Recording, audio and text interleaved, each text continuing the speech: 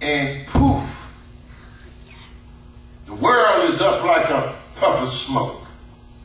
A nuclear holocaust would make yesterday's atomic bomb look like a firecracker. Our own nation's stockpile of weaponry and guns and ammunition and bombs and missiles and nuclear warheads and planes and things and submarines and ships is enough to stagger our imagination. A war between this country and China. You ever taken a piece of wood and just burn it up? You go back and look, and there's nothing but ash. A war between this country and China. That is what the world would be, just ash. Would be no survivors. As they used to say, some little jokes used to say, what to do in case of a plane crash, they would tell you, put your seatbelt on, put your head between your legs. Y'all know the rest, right? If there is a nuclear war between those two countries, that is what we would be doing. It would be goodbye. Yes, in these critical times, our global community seems to be on a path of destruction. And in times like these, from the national perspective, we face critical gaps between those who have and those who have not. Between the rich and the poor. Middle class America is rapidly decaying. Pretty soon there would be no such thing as middle class America. The American dream would be preserved for a few, the 1%. The parable of the poor man Lazarus and his rich counterpart Jairus is being played out in America every day, while the spokespeople of Congress paint a picture. Stats report that there is a chicken in every pot of every thriving American. But the economic indicators say that these stats are not necessarily so. People don't only want a chicken in every pot, they want some biscuits to go with that chicken. The economy, yes, it has improved, but as we go grocery shopping, $100 won't buy what it used to buy. Yes, there's a chicken in every pot, but if you look in the pot, you're not going to see breasts and thighs, you're going to see chicken feet and beets.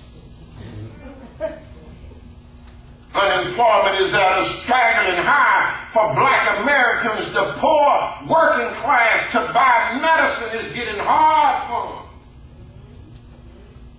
People spend their whole check just to buy the pills that they need to keep them going, and yet Congress wants to do away with the Affordable Health Care Act. As somebody said, Obamacare. In times like these, since our president has been elected, there seems to be that the racial divide in this country has raised its ugly head again. Somebody said that one day the South is going to rise again, and just because of the election of a mixed breed man, hatred has shown its ugly head. The moral majority has stopped and turned itself into the evangelical Christian church, spitting out, saying we are the Tea Party. Don't tread on me. Saying that I'm not my brother's keeper.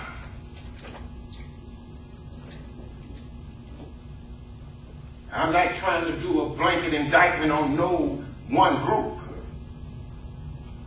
But a country that's deeply rooted in a divide, one that took property, one that brought slaves in from the east and from the west and from the south. This country now has gone unchecked.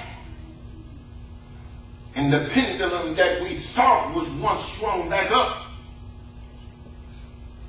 someone had put a latch on it, has been swinging again and again. And it's swinging in such a manner that centuries, decades of saying we shall overcome is being erased in a single moment. There is injustice in America, and it's more than one generation can deal with.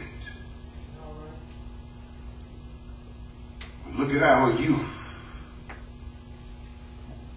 America's black youth, white youth. They're lost in their own anger. They're mad at the world. Listen to the music and you understand their frustration. Our youth are tired of watching mama and dad work their fingers to the bone and don't get much and don't get promotions, and when it seems like they're trying to climb the corporate ladder, they reach a glass ceiling and they can't go no further. We are tired of being poor. Poor inner city youth. He said, I'm fed up with education because all the education is not getting me nowhere. He says, I'm tired of being rejected. I'm tired of being racially profiled by the police. He said, I'm tired of being tired.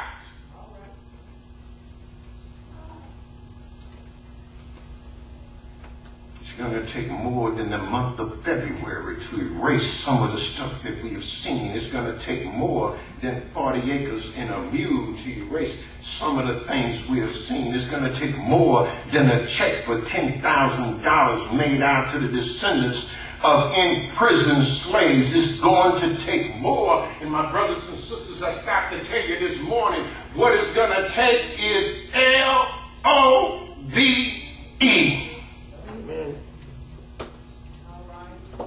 Genuine, the kind that motivates brothers and sisters, black and white, to live in the same neighborhood.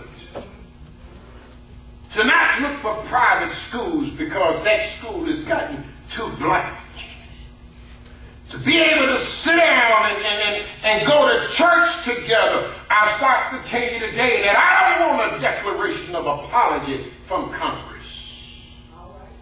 What I want is to see a church, God's body, sitting down loving one another, no matter what their gender preference may be. And in times like these, for the moral perspective, we need a transplant, my brothers and sisters. All around us we see the wars of rape, the wars of incest, the wars of child abuse, the wars of pornography, the high divorce rate and the low majority rate. And they say that there's a new definition for marriage. They say marriage is what you do while waiting to get divorced. Our youth are lost in the world of drugs, in the world of illicit sex, AIDS still having a field day with the homosexual community, AIDS, HIV having a field day with the heterosexual community. Street corners are filled with pimps